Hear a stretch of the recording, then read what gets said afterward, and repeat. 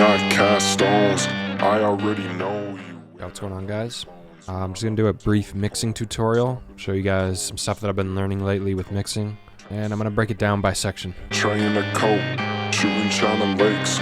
Out the bed I woke, sleeping under sheets of gold. So the first tip I have is just to mix every track on its own beforehand, before you really get into the mixing process. I don't know if most people do this or not, but I like to basically mix everything individually as I'm making the song. So you can see, like, if I go to like each track, not every single track has stuff on it, but most tracks will have their own processing first. Seems kind of obvious, but I don't know. I just wanted to mention this, like, as you're working on the song before you're ready to fully start mixing, you should just be EQing things, compressing things, whatever you need to do. So like you can see for this, I just have this dubstep drop example here. So you could see on this sound, it's called Rhythm. So I have all this processing going on it, and then I'm also automating things just to like give it more life. So I have this frequency shifter that turns on and off at different spots. So you can see if I play this.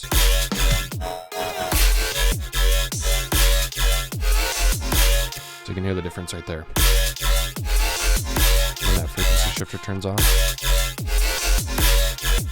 So just stuff like that. This other rhythm has its own sound, so like you can hear this. Different EQ, different saturation, compression. And then on this one I have this envelope follower.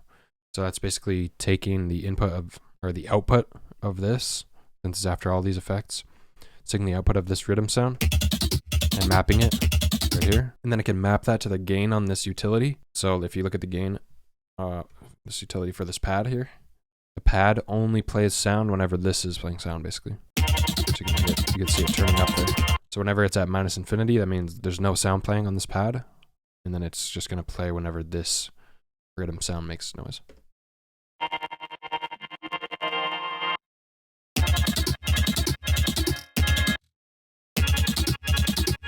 And then I'm also automating this fall value, which is just making the sound last longer. So you can hear whenever this goes up, this pad sound will last a little longer. Anyways, I'm just showing you an example of different things you can do for individual tracks before you start mixing your whole song. Train a coat, shooting China Lakes. Out the bed I woke, sleeping under sheets of gold. Another thing, I also don't know if a lot of people do this. I'm assuming this is a common trick, but I like to group all my tracks, like everything. So I'll sometimes group them while I'm working on it too, but I usually don't really start mixing the groups until like the song is mostly done. So here I have a group for the drums. So I have the actual drum sounds here. And then that's mixed with just through the side chain in there. This is just a signal for side chaining, which I can go into in a different video. And then I just also added this fill in here, just so that all the drum sounds can be done together. And then on here, all I have is a glue compressor, just kind of flattening everything out a little bit. And then the saturator just makes the drums a lot more punchy. And just mixing them in a group kind of makes them stick together a lot better. Like, I want the drums to sound like one cohesive thing. And then I have this group, which is just everything else basically. But then that's broken into smaller groups too. So within this everything else one, this is all like the melodic sound plus the basses. So I have section 1, which is just the sub bass and the rhythm sound for the beginning. So that's section 1, and then in there, using OTT, kind of also glues things together nicely. This is a free plugin if you guys don't have it. X for OTT. I use this on a lot of stuff. And then I just have a sidechain, which again, I'll go into a little bit later. Then section 2, I have my sub bass, this rhythm sound, and the pad, which I was just showing. So that sounds like this. And there you can see I have an OTT at the beginning, which, whatever, it's at 12%. Then my sidechain, then I have another saturator and another perfect mix. And then I have this, I didn't name it. This track is really unorganized apparently. No, let me just put a glue compressor to show you an example. Train a coat, shooting China Lakes. Out the bed I woke, sleeping under sheets of gold. So I save all these different presets. You can kind of copy this one down if you want to, just for like general use, but I would do it on a case-by-case basis. But what I like to do with the glue compressor, I'll show you how I would do this with a normal compressor, and then I'll show you the glue compressor. I don't really know what the difference is between the two, honestly, but I like the glue compressor for certain things, just the way I've ended up using them. So let's say I'm using it for this. Let's say I'm using a normal compressor. The first thing I want to do is set my threshold. So see where those top lines are right there? Wherever those are, I want my threshold a little bit under that. Just maybe right there. So that's fine. Then I'll turn the ratio up. Depending on different things, the ratio is basically how like intense, how much it's going to be compressing it. So 4:1 is obviously like a good amount, but not crazy. Whereas you can turn it up to like a lot. Then the attack is basically how quickly it starts compressing when the signal hits that threshold. So for some things I like it really low because I want it to be instantly compressed. But for this, maybe 5 milliseconds or something. And the release is how quickly it basically stops compressing it once that threshold is not being hit anymore. So if you want the sound to have a little more of like a tail, kind of, you can have that release be longer, or you can have it shorter for more of like a tight compressed sound. I'm gonna have it shorter, and then I'm just gonna turn down the output here, so I'm not clipping.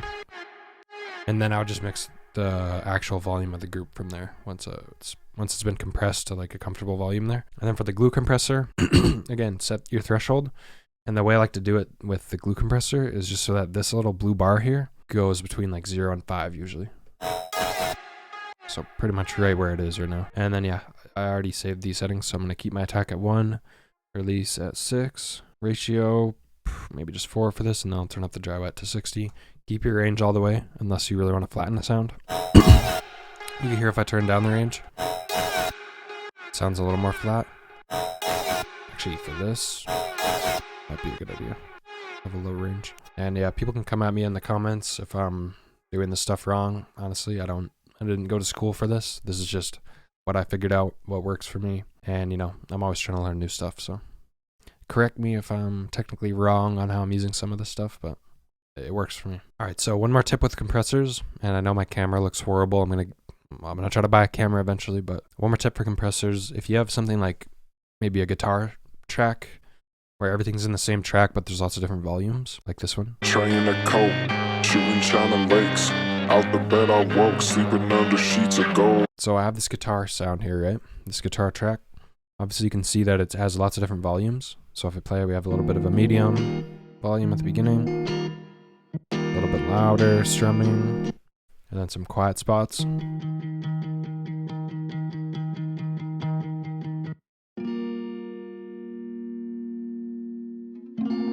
And then some really loud spots. So obviously I need to compress these a little bit differently. It's not going to look as rigid as like something like a MIDI track that's just playing like the same synth, for example. So the tip here is to actually automate the threshold for your compressor. So you can see that I have this automated. So I just go through places where it seems like the volume's generally the same. So it's mostly the same for around this area. Then it gets a lot louder, then quieter a little bit, and then way quieter. Right? So you can see that path. So I'm just automating my threshold to go with that. So you can go through your track and look. I play the guitar here. Should be around there, right? The threshold looks good there. Then when I get here, you can see that the threshold moves up as this gets louder. So watch right here as it automates. Once the strumming starts to get more intense, that way it's keeping a consistent volume and my threshold is not going to be way too low when it gets loud.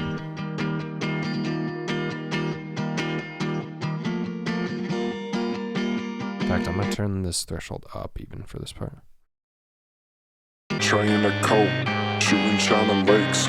Out the bed I woke, sleeping under sheets of gold. All right, and then one more tip is just honestly, you need good headphones. Like have something good to mix on. You don't need anything crazy. Like I just got these Audio-Technica headphones. They were like $200, Long & McQuaid. They're really good, honestly. The best headphones I've probably used in my life. So I mean, honestly, if you have that money, like that's a really worthwhile investment for mixing and stuff. You can really hear the difference between sounds. You can hear a good frequency spectrum. But even if you don't have the money for that, a similar thing is just like use lots of different speakers. Use different sounds, play your song in the car, play your song on your phone speaker, on like some terrible earbuds, you know, listen to it in different places so you get lots of different variety in how you're listening to the mix. And you can really hear, because people are going to listen to it on different systems, right? Not everyone's going to listen to it on these type of headphones. Some people will listen with like a really bad car speaker or earbuds, and you want it to sound at least decent for everyone. So just use lots of different reference points for your mix. Train a coat, shooting shining lakes. Out the bed I woke, sleeping under sheets of gold. All right, and then my last tip is really simple. It's just play things by ear when you're mixing. It's easy to sort of look at, let's say when you're EQing, right? If I'm EQing this guitar, to to look at the frequencies, right? And then infer like, oh, I want this to be louder, I want the mids to be louder. But really try to, as much as you can, actually use your ears. Let the sound coming in tell you what you need to do to it, rather than just looking and thinking, oh, I want more treble. It doesn't look like there's enough treble. Well, listen for yourself and see if there is, you know, really mix with sound. Trying a coat, shooting shining lakes. Out the bed I woke, sleeping under sheets of gold. And then finally, my goal with the mix really is to get it as close to this 0 decibel line right here as possible. So I go through this track, right? You can see I have a group for all my guitars. Just like I mentioned before, mix things individually, then I mix them in a group, right? So I have all these individual tracks, they have different settings on them. Then I have the group of guitars, all the different ones. I have my group for vocals here, and I'm gonna mix all these. So let's say I have my drums, I have my bass, and then this all forms the instrumental here. That all forms the instrumental, then I got the vocals. If you're mixing, I would say start with the drums a lot of the time. Like get your drums as close to 0 as you can without them clipping. Obviously they're gonna need to be slightly lower so that you can have room for all your other stuff. But so I got my drums, they're not clipping. I'm gonna add the guitars in. Let's say a good thing that a lot of people do, I don't really do this, but you can if you want, is start things at 0 and slowly fade them in until it sounds good. Using your ears, not your eyes, right? I would literally close your eyes and just slowly turn this up until it matches.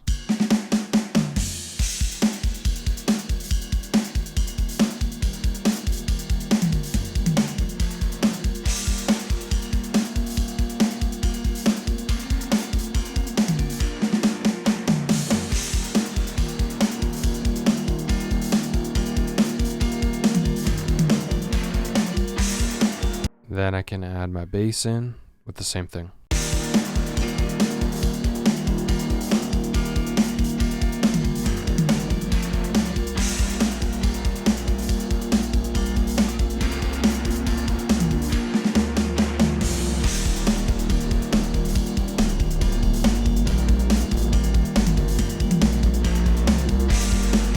Then I'll do the same thing with the vocals.